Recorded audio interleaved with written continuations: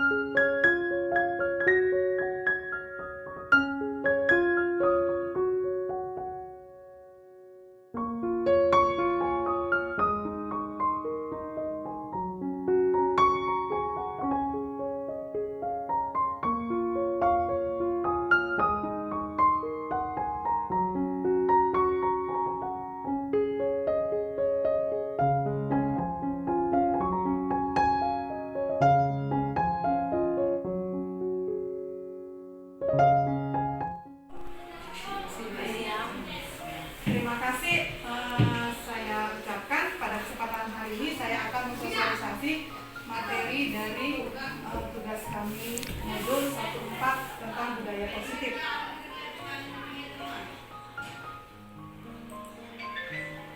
Ya, pengertian budaya positif. Budaya positif adalah nilai-nilai keyakinan dan kebiasaan di sekolah yang berpihak pada murid, agar murid dapat berkembang menjadi pribadi yang kritis, hormat, dan bertanggung jawab. Ya, menurut paparan Dr. William Frenzer, ada beberapa miskonsepsi atau pengertian yang salah selama ini tentang kontrol kepada siswa. Apa saja? Yang pertama tentang fungsi guru mengontrol murid. Jikalau murid-murid tersebut memilih untuk tidak melakukannya, walaupun nampaknya kita sedang mengontrol perilaku murid tersebut, hal ini karena murid tersebut sudah mengizinkan dirinya dikontrol. Saat itu bentuk kontrol guru menjadi kebutuhan dasar yang dipilih murid tersebut. Teori kontrol menyatakan bahwa semua perilaku memiliki tujuan, bahkan terhadap perilaku yang tidak disukai. Ini maksud seperti ini. Kadang-kadang kita sebagai guru pada kita bilang sama murid itu kadang sering menyakiti atau mereka tidak sukai atau tidak setuju dengan kalau misalnya seperti ini kita sering membuat lihat aku sini semua seperti atau tulis yang benar tulisannya. Nah, padahal kondisinya mungkin murid pada saat itu sedang kita lihat belum siap untuk belajar. Maksudnya yang pertama ya.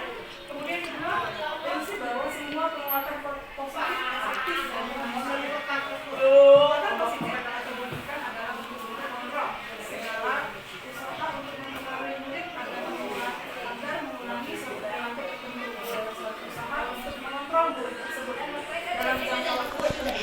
Kemungkinan murid tersebut akan menyadarinya dan mencoba untuk menolak hubungan kita, atau bisa jadi murid tersebut menjadi tergantung pada pendapat dan untuk sang guru untuk berusaha. Jadi ada kalanya kita kadang-kadang anak-anak itu kan membuat anak-anak jadinya lebih tergantung pada kita. Kita bilang ayo nak tulis baru ditulisnya.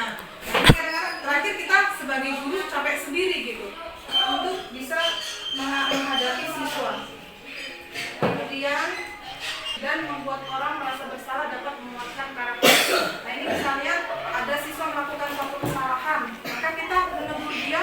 Kadang-kadang di sini dikatakan kerasnya ke arah negatif. Kamu sih, kan kadang kita mau seperti itu yang ngejudge langsung siswa. Nah ini dikatakan membuat murid merasa bersalah. Membuat murid merasa bersalah dan dia tidak nyaman dengan kondisi tersebut.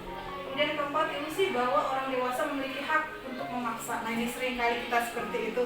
bahwa sebagai seorang guru dalam mengajar kita seringkali jadi kita yang dominan melakukan pekerjaan di sekelas, bukannya kerjasama yang baik gitu. Jadi sering kita masuk sama siswa, kalau nggak sesuai dengan keinginan kita sering lebih ke arah jadinya memberikan sanksi baik verbal maupun secara perilaku.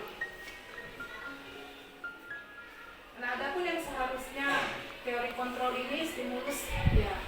Di sini ada ya. Di sini teori kontrol responnya adalah ternyata kebutuhan kita itu berbeda-beda. Yang sebelah sana ya.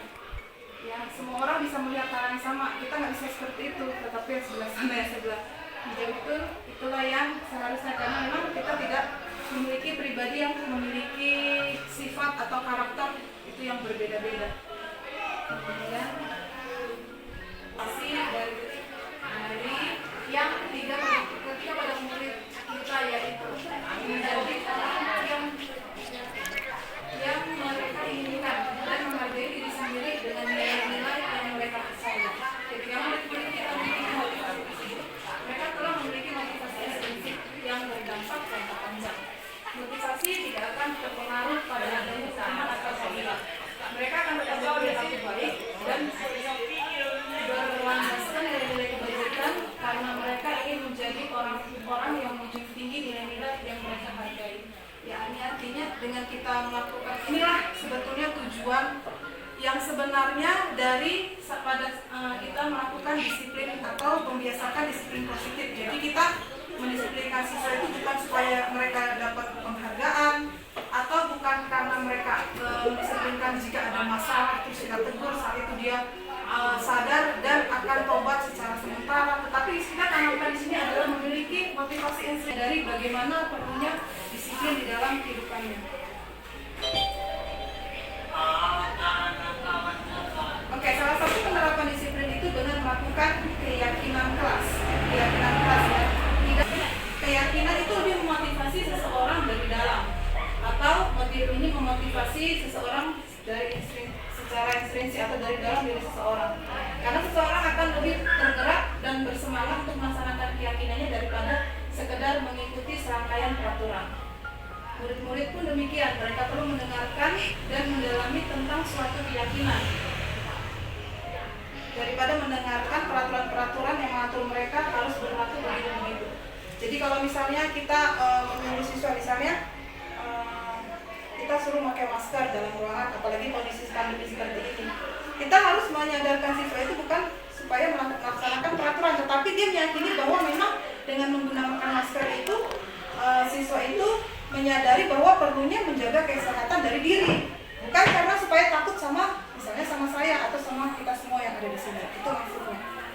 Itulah dengan menggunakan perlunya dilakukan atau melaksanakan keyakinan kelas. Ini cara-cara. Setiap anggota kelas perlu belajar. Setiap anggota kelas perlu senang. Kemudian setiap anggota perlu melaksanakan tugas dan saling menghargai dan juga perlu merasa nyaman. Nah, ini keyakinan yang bisa kita buat di kelas sebelum pembelajaran. Bagaimana kita bisa, yang pertama anak juga dapat belajar dengan baik, kita juga senang, mereka juga senang, dan pembelajaran menjadi kondusif. Yang paling utama ya, karena kalau siswa nggak senang dalam belajar di kelas, pasti hasilnya yang kita dapatkan itu kurang baik atau akan menjadi ada beberapa masalah. Ini juga contohnya keyakinan kelas. Nah, ini dia. Nah, sering saat siswa ada memiliki masalah di dalam kelas, pasti banyak ya masalah dalam kelas.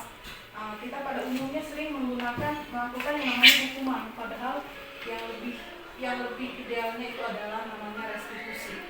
Karena hukuman itu kesannya itu ini seperti ini ya, dia menyakitkan, tidak menyenangkan, itu anak jadi korban, kemudian tersakiti, jadi pasif kan. Habis itu ini semuanya dia, bahkan akhirnya si anak membenci peraturan. Sedangkan yang seharusnya adanya disiplin itu ada dua, ada sanksi, ada konsekuensi. Kalau dikatakan sanksi, yang saat mereka melakukan kesalahan kita bisa memberikan suatu efek atau dibilang hukuman enggak, tapi akibat dari kesalahan mereka. Tetapi yang lebih bagus adalah dengan melakukan restitusi. Restitusinya adalah pendekatan bagaimana guru mendalami masalah itu dari mulai awal, kira-kira kenapa terjadi masalah dan bagaimana solusi dalam menghadapi masalah tersebut. Ini ya. Oke, itulah paparan dari budaya positif yang sudah saya berikan.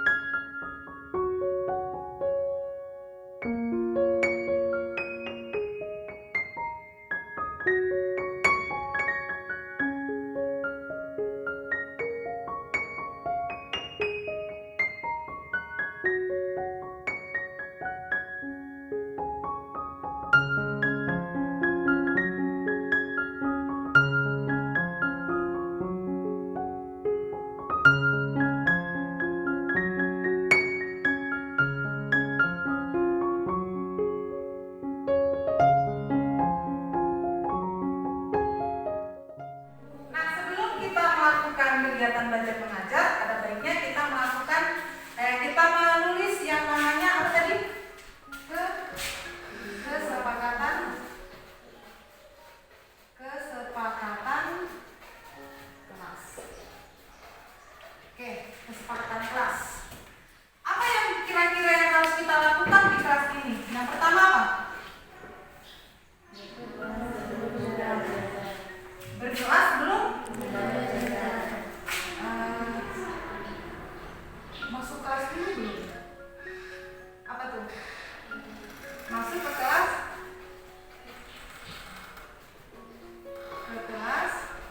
Tepat? Kemudian apa lagi? Apa tadi kalian bilang? Berdoa sebelum belajar, ya. Berdoa sebelum belajar. Apa lagi?